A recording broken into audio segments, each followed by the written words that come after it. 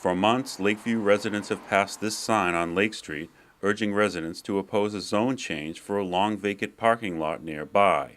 On Monday, residents answered the call, turning out in force to stand against the change that could pave the way for a 4-story housing development.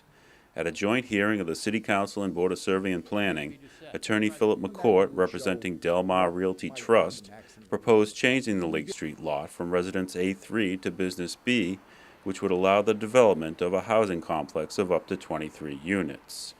Now, of course, a Business B zone allows you also business uses, but I can assure you all here tonight that our intent is only for residential units, and we would suggest that during the proceedings as they continue on from here, we would be going to present some sort of a restrictive easement by which we have to volunteer. Since this is a zone change, it can't be conditioned by the council, but the petitioner can condition it, and we would do that by some vehicle that would allow the city to be in control, that there would never be any business use conducted on this property.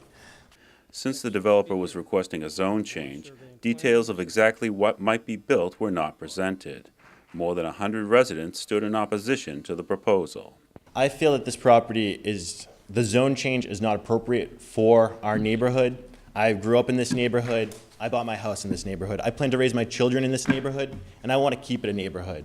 Changing it to a business zoning is not staying in the climate of this neighborhood, not what the neighbors want, not what the neighbors are looking for. With not a single speed limit sign on Lake Street, cars travel at high speeds, resulting in unsafe conditions for those living on both Lake Street and on the side streets, and the students of the MacArthur School. Whenever pulling onto or crossing Lake Street, I say a prayer that a speeding car will not hit me. After some questioning by councilors and survey and planning members, the proposal was referred to the council's Ordinances and Rules Committee. Both that committee and the Board of Survey and Planning will take up the matter next month.